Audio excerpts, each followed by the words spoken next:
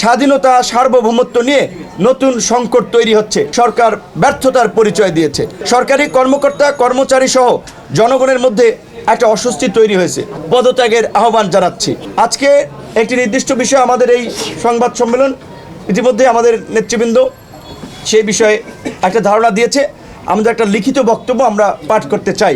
প্রিয় সাংবাদিকবৃন্দ, ছাত্র জনতার জুলাই গণ অভ্যুত্থানে ১.৫ দশকের ফ্যাসিবাদের পতনের মাধ্যমে রাষ্ট্র ও আগামীর বাংলাদেশ বিনির্মাণে গণ অভ্যুত্থানের অংশীজনদেরকে নিয়ে একটি অন্তর্ভুক্তিমূলক জাতীয় সরকারের জন আকাঙ্ক্ষা তৈরি হলেও দেশি বিদেশি অদৃশ্য ষড়যন্ত্রের কারণে সেটি হয়নি।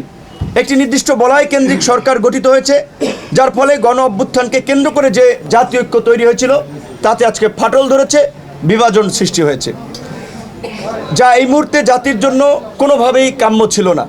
এমত অবস্থায় সরকারে থাকা ৩ জন ছাত্র উপদেষ্টাদের মধ্যে একজন পদত্যাগ করে একটি দল গঠন করেছে। তারুণ্যের রাজনৈতিক দল হিসেবে গণ অধিকার পরিষদ তরুণদের রাজনীতিতে অংশগ্রহণকে সবসময় উৎসাহিত করে। আমরা নতুন দলকে স্বাগত জানাই। গণ অভ্যুত্থানকে কেন্দ্র করে গুটি কয়েক ছাত্রনেতা সরকারের নিয়ন্ত্রণ থেকে প্রশাসনের বিভিন্ন জায়গায় অযাচিত হস্তক্ষেপে সরকারি কর্মকর্তা কর্মচারী সহ জনগণের মধ্যে একটা অস্বস্তি তৈরি হয়েছে। যেহেতু আন্দোলনের পরিচিত মুখ থেকে সরকারের প্রতিনিধিত্বকারী ছাত্ররা রাজনৈতিক দল গঠন করেছে, সেহেতু সরকারের নিরপেক্ষতা বজায় রাখা ও জনগণ সহ রাজনৈতিক নেতৃবৃন্দর আস্থা ধরে রাখতে সরকারে থাকা অন্য 2 ছাত্র উপদেষ্টা সহ সরকারের প্রতিনিধিত্বকারী সকল ছাত্রদের পদত্যাগের আহ্বান জানাচ্ছি। আমরা বারবার বলে আসছি, ছাত্র জনতার রক্তের উপরে দাঁড়িয়ে থাকা গণ অভ্যুত্থানের সরকারের ব্যর্থতা জাতিকে নতুন বিপর্যয়ের দিকে নিয়ে যাবে। কিন্তু অত্যন্ত দুঃখের বিষয় বলতে হচ্ছে, গত 6 মাসে গণহত্যার বিচার ও গণহত্যাকারীদের বিরুদ্ধে কার্যকর ব্যবস্থা গ্রহণে সরকার ব্যর্থতার পরিচয় দিয়েছে। সরকারের দুর্বলতায় গণহত্যাকারীদের পুনর্বাসন হচ্ছে। আইন শৃঙ্খলা পরিস্থিতি সহ জনগণের নিরাপত্তা ও দেশের স্বাধীনতা সার্বভৌমত্ব নিয়ে নতুন সংকট তৈরি হচ্ছে, যা কিছুদিন আগে সেনাপ্রধানও তার বক্তব্যে ইঙ্গিত দিয়েছেন।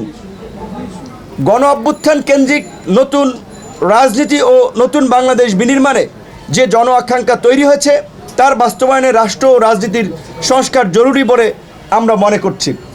আন্দোলন কেন্দ্রিক সেন্টিমেন্টের জায়গায় থেকেও ছাত্র নেতৃবৃন্দ যদি পুরানো পথে হাঁটেন তবে সেটি জনগণের সঙ্গে প্রতারণা করা হবে।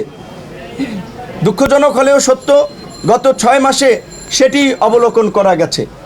আন্দোলন কেন্দ্রিক পরিচিত ছাত্র নেতৃবৃন্দের তদবির, নিয়োগ, টেন্ডার বাণিজ্য সহ নানাবিধ অনৈতিক কর্মকাণ্ডের অসংখ্য ঘটনা ইতিমধ্যেই সোশ্যাল মিডিয়া, গণমাধ্যম সহ বিভিন্ন গোয়েন্দা সংস্থার প্রতিবেদনে উঠে এসেছে। দেশে দেশে সবার সাথে দ্য নিউজ।